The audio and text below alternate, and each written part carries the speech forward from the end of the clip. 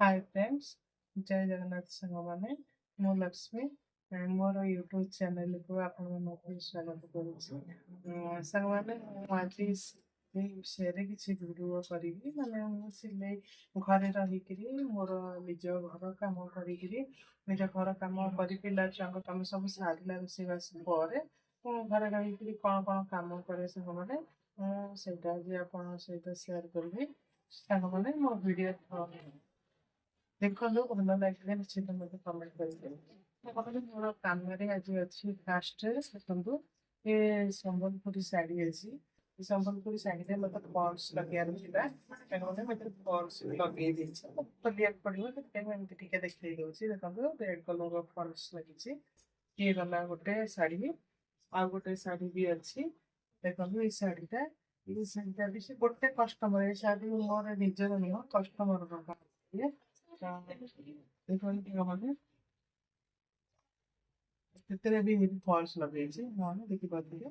Falls ସାଙ୍ଗମାନେ ଆପଣମାନେ ସବୁ କେମିତି ଲଗାଉଛନ୍ତି ମୁଁ ତ ଜାଣିନି। ମୁଁ ଗୋଟେ ସାଇଡ୍ ମେସିନରେ ସିଲେଇ କରେ ତାପରେ ଉପରଟା ହେମିଂ କରେ। ପ୍ରାୟ ଏପଟେ ଆମେ ଯୋଉଠି ରହୁଛୁ ସେମାନେ ପ୍ରାୟ ଦି ପଟ ସାଇଡ୍ ମେସିନରେ କରିଦିଅନ୍ତି କିନ୍ତୁ ମୋତେ ସେଇଟା ଭଲ ଲାଗେନି, ମୋତେ ଭଲ ଦେଖା ଯାଏନି। ମୁଁ ସେଥିପାଇଁ ଗୋଟେ ସାଇଡ୍ ହାତରେ ସିଲେଇ କରେ ସାଙ୍ଗମାନେ।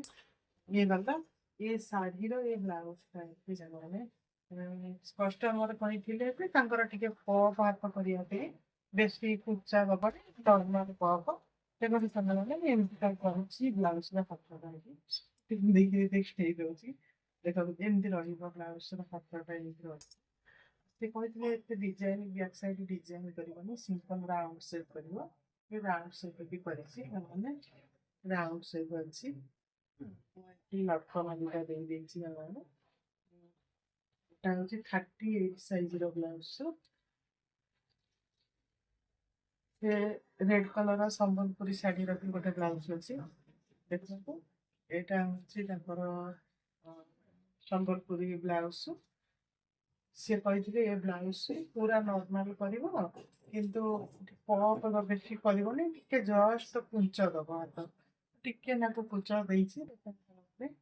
ଏଇଟା କଟୋରୀ ଅଛି ଡବଲ କଟୋରୀର ବ୍ଲାଉଜ। ତାଙ୍କମାନେ କାମ କେମିତି ଲାଗୁଛି ଫିନିସିଂ ଆସୁଛି କି ନାହିଁ ତାଙ୍କମାନେ ମୋ ବ୍ଲାଉଜ ଯେ ଷ୍ଟିଚ୍ କରି ନିଅନ୍ତି ନା କେହି କେବେ କମ୍ପ୍ଲେନ୍ କରନ୍ତିନି, ସମସ୍ତେ ଭଲ ହିଁ କୁହନ୍ତି। ତେଣୁ ସେମାନେ ୟାର ହାତରେ ବି ଅଛି ଡିଜାଇନଟା ଏଠି ହାତରେ ଦେଇଛି ଆଉ ବ୍ୟାକ୍ ସାଇଡ୍ରେ ବି ଅଛି କାହିଁକିନା ଥିଲା ବହୁତ ବଡ଼ର ଥିଲା ନା ଦି ସାଇଡ୍ରେ ବ୍ଲାଉଜ ପିସ୍ର ସେଥିପାଇଁ ଦି ହାତରେ ଆଉ ଏଥିରେ ରହିଯାଇଛି। ଏ ଦିଟା ବ୍ଲାଉଜ କଲା ଏ ବ୍ଲାଉଜଟା ତାଙ୍କ ମେଜରମେଣ୍ଟ ଥିଲା ଆର ଇଏ ଗୋଟେ କଷ୍ଟମରଙ୍କର ଗଲା। ତାପରେ ଆହୁରି କାମ ଅଛି ସାଙ୍ଗମାନେ ଏଠି ଦିଟା ଡ୍ରେସ୍ ଏଇଠି ବସି ବସିକିରି ସିଲେଇ କରୁଥିଲି।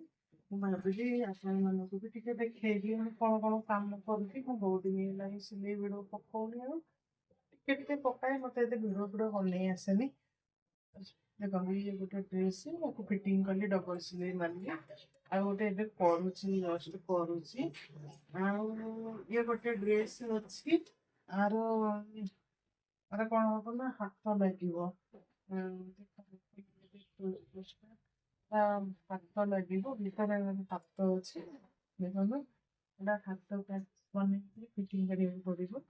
ତାପରେ ଏଇଟା ଗୋଟେ ବ୍ଲାକ୍ ଡ୍ରେସ୍ ଅଛି ଏହାର ବହୁତ ସ୍ଲିମ୍ ନାହିଁ। ସେ କଷ୍ଟମରଙ୍କର ଡିମାଣ୍ଡ ଅଛି ମୋତେ ଟିକେ ସ୍ଲିମ୍ ଦରକାର ବାଜୁ ଦରକାର।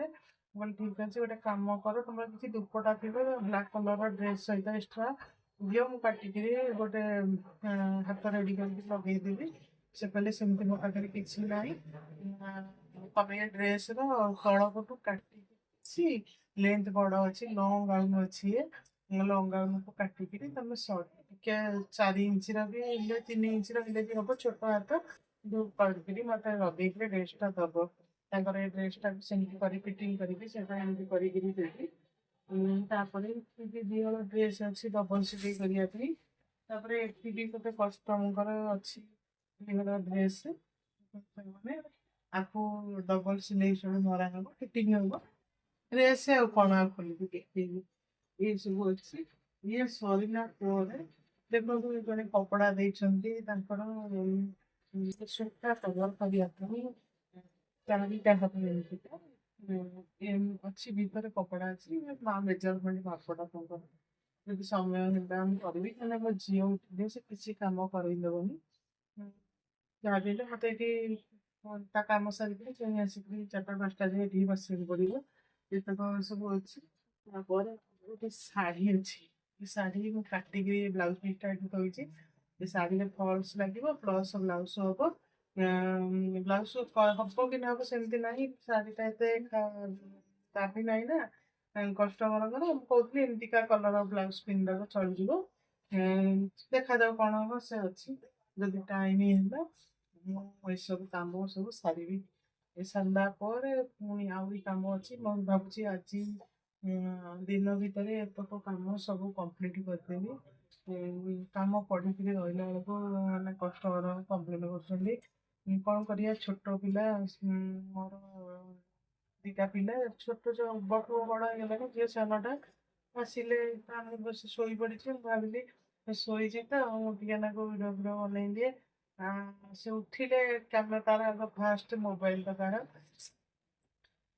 କ୍ୟାମେରା ଦରକାର ଏସବୁ ତାର ଦରକାର ଭିଡ଼ା ପିକା କରିବ ସେଥିପାଇଁ ମୁଁ ସେ ଶୋଇଲା ଅବସ୍ଥାରେ ମୁଁ ଆସିକିରି ସବୁ ମୋର ଯାହା କରିବା କଥା କହିଦେଲି ଏବେ ମୁଁ ଯାଉଛି ବସିକିରି ଷ୍ଟିଚ୍ କରିବି ସାଙ୍ଗମାନେ ଫ୍ରଣ୍ଟ କ୍ୟାମେରାରେ ଭିଡ଼ିଓ କରୁଛି ନା ସେଥିପାଇଁ ଟିକେ ଅଲଗା ଟାଇପ୍ର ଦିଶୁଛି କାହିଁକିନା ବ୍ୟାକ୍ କ୍ୟାମେରା ପକେଇଲା ବେଳକୁ ମୁଁ ଜାଣିପାରୁନି କେମିତି କ'ଣ ହେଉଛି ବୋଲି ସାଙ୍ଗମାନେ ମୋ ଭିଡ଼ିଓ ଯଦି ଭଲ ଲାଗିବ ମୋତେ ନିଶ୍ଚିନ୍ତ ଲାଇକ୍ କରିବେ କମେଣ୍ଟ କରିବେ ସେୟାର କରିବାକୁ ଭୁଲିବନି ସବସ୍କ୍ରାଇବ୍ କରିବାକୁ ଆଜି ପାଇଁ ଭିଡ଼ିଓଟାକୁ ଏଇଠି ରଖିବା ପୁଣି ନେକ୍ସଟ ଭିଡ଼ିଓରେ ଦେଖା ହବ ରହିଛି ସାଙ୍ଗମାନେ ନମସ୍କାର